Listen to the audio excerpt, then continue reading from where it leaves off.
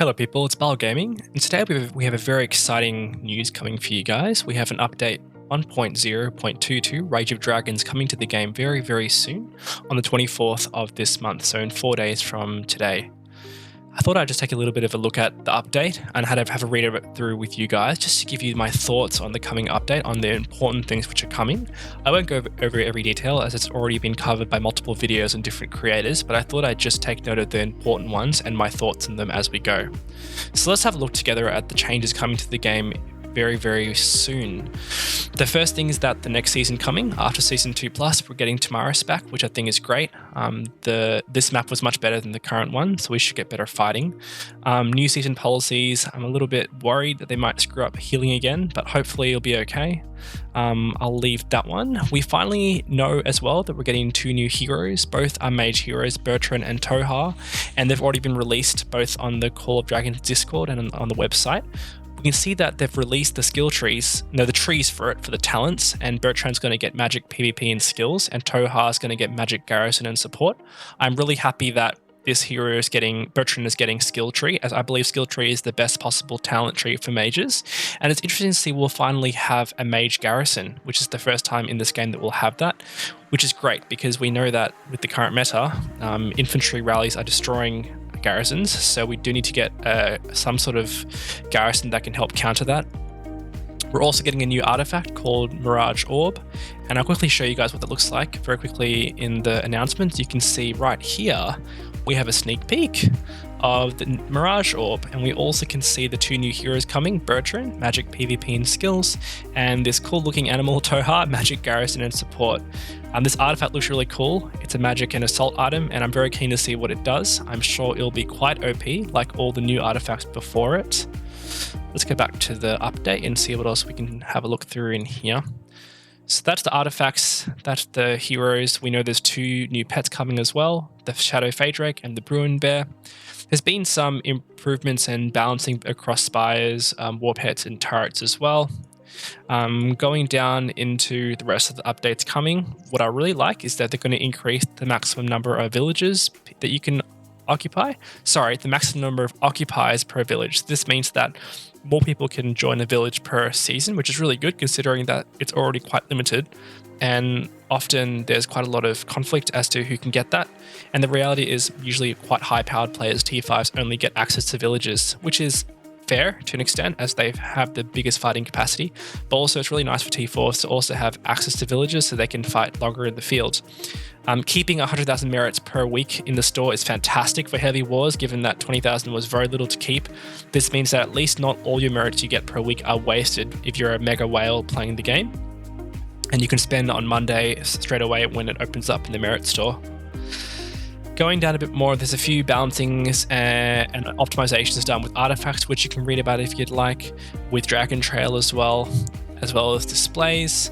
The other important change that's being done is that they're reducing the elite raid difficulties for basically all elite raids, which I think probably was a good idea, given how difficult the raids are. The fact that I think only 2 alliances in the game have actually taken some of these really difficult behemoths to take. Some alliances can't even take the Frost Dragon, for example, at the normal difficulty. So I think this is quite a decent change given all this, and the fact that you also get less severely wounded units means that you can actually fight them and not be as worried when they're released in the field.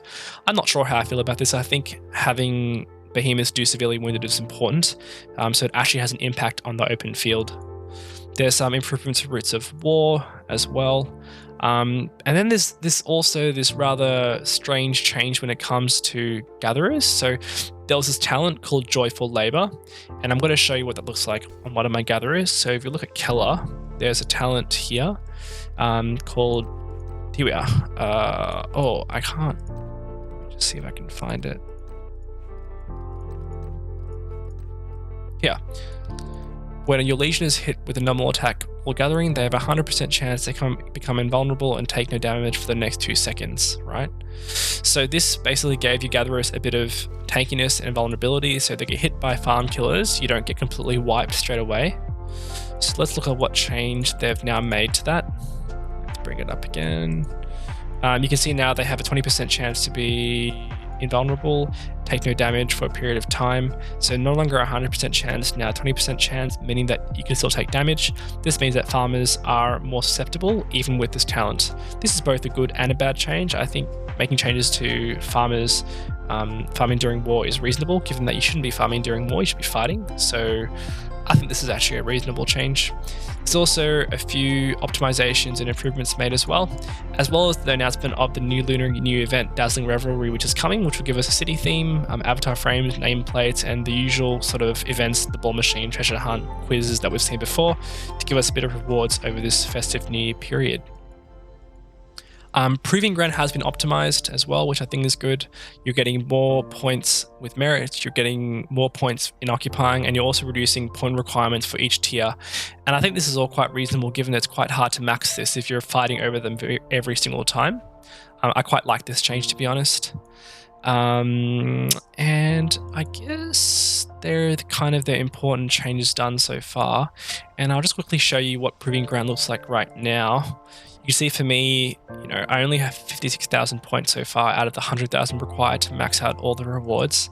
It's quite hard to max because we have been contesting the Supreme Ancestor statue, the one we share with the enemy. We've been contesting that basically all season. You can see right now it belongs to us. We won the last fight, but it's been quite a back and forth war, and so it's quite hard to max out the rewards, and I quite like the changes they've done. Before we finish up, I'll quickly give you a sneak peek as well, which is shown here regarding the new event coming. So that's Dazzling Revelry. You can see there's some sort of quest to 300,000 points to get a bunch of rewards. There's the holiday city theme that's coming.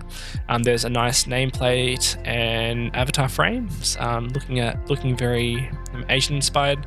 This is the lion from Lion Dance, I'm pretty sure.